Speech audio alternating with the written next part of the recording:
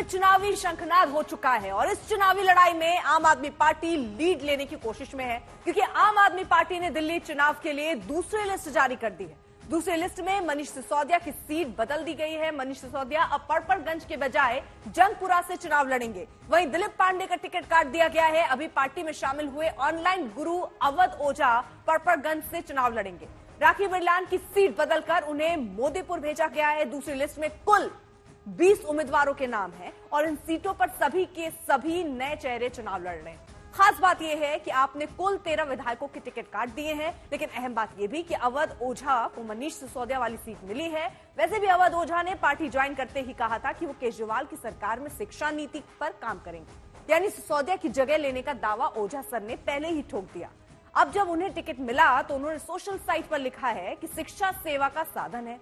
मैं आभार प्रकट करता हूं आम आदमी पार्टी के राष्ट्रीय संयोजक अरविंद केजरीवाल जी का, जिन्होंने मुझ जैसे सामान्य शिक्षक पर भरोसा किया और मौका दिया।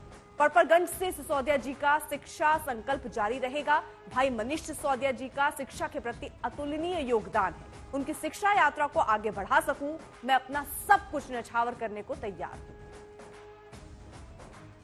वहीं आपकी दूसरी लिस्ट में क्या क्या नाम है और उसके क्या मायने हैं, ये हमारे संवाददाता कुमार कुणाल से समझने की कोशिश करते हैं। आम आदमी पार्टी ने दिल्ली विधानसभा चुनावों के लिए अपनी दूसरी लिस्ट की घोषणा कर दी। यूं तो लिस्ट में कई सारे चौंकाने वाले पहलू हैं, लेकिन जो सबसे पहली नजर जाती है वो जाती है पूर्व उप मुख्यमंत्री मनीष सिसोदिया की पटपरगंज सीट से बदलकर जंगपुरा जाने की चर्चा। इसी तरीके से पूर्व मंत्री राखी बिरलान की सीट भी बदली गई है। उन्हें मंगोलपुरी की जगह से अब मादीपुर से लड़ाया जाएगा। कुल मिलाकर के 20 सीटों की घोषणा की गई है और 20 के 20 सीटों पर ऐसे चेहरे दिए गए हैं जो पिछले चुनाव में उन सीटों से चुनाव नहीं लड़े थे। यानी इस बार हर सीट पर नए चेहरे को मौका दिया गया है। कुछ चेहरों को फेरबदल किया गया है, जैसा मैंने उदाहरण दिया मनीष सिसोदिया, राखी बिरलान, प्रवीण कुमार। कुछ सीटों पर नए जो पार्टी में आए हैं नेता और पार्टियों से, उन्हें तरजीह दी गई है। जैसे सुरेंद्र पाल बिट्टू को तिमारपुर से दिलीप पांडे की जगह लड़ाया जा रहा है। उसी तरीके से अवध ओझा को पटपरगंज से टिकट दिया गया है। जो शाहदरा की सीट है, जहां से अभी विधानसभा अध्यक्ष रामनिवास गोयल विधायक थे, वहां पर जितेंद्र सिंह शंटी को बीजेपी से लाकर के लड़ाया जाएगा।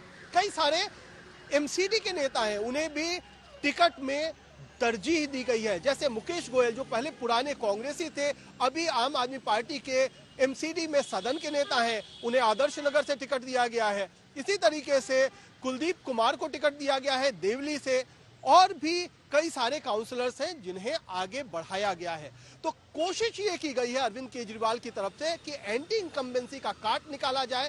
पहले तो चेहरों को बदल दिया जाए, जिससे जिन चेहरों के खिलाफ, जिन विधायकों के खिलाफ नाराजगी है, उनका खामियाजा पार्टी को चुनाव नतीजों के वक्त नहीं भुगतना पड़े।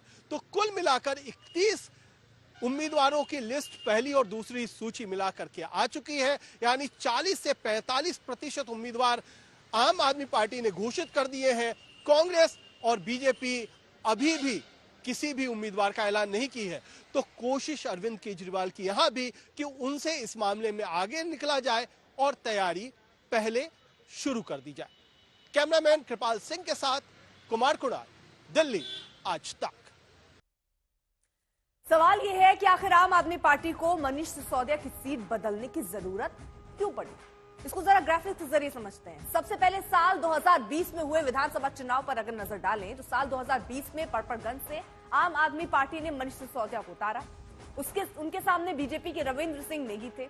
मनीष सिसोदिया को यहां 70,163 वोट मिले, जबकि रविंद्र सिंह नेगी को 66,956 वोट ही मिले।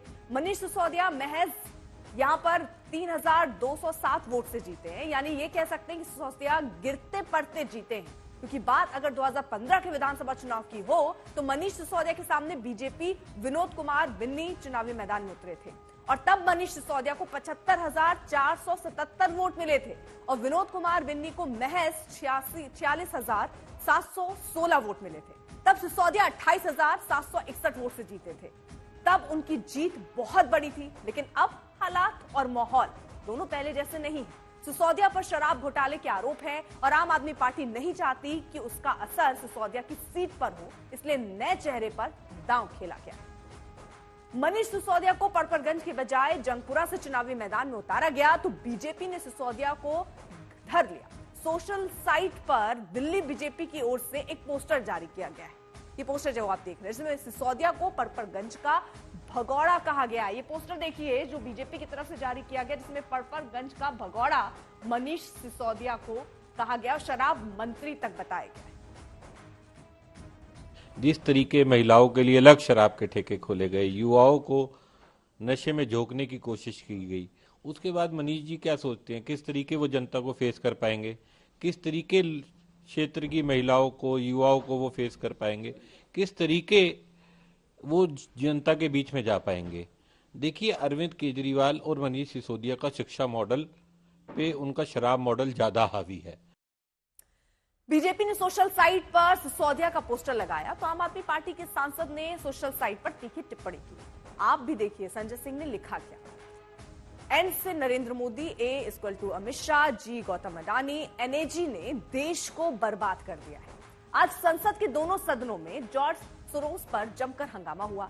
बीजेपी ने जॉर्ज सोरोस के साथ कांग्रेस नेता सोनिया गांधी के लिंक का आरोप लगाया। बीजेपी ने आरोप लगाया कि सोनिया गांधी जिस संगठन एफडीएल एपी के सह अध्यक्ष हैं, उसके रिश्ते जॉर्ज सोरोस के साथ हैं। इससे पहले बीजेपी ने राहुल गांधी पर सोरोस से लिंक रखने का आरोप लगाया था। इस पर कांग्रेस ने बीजेपी से माफी की मांग की थी, जिसे बीजेपी ने ठुकरा दिया।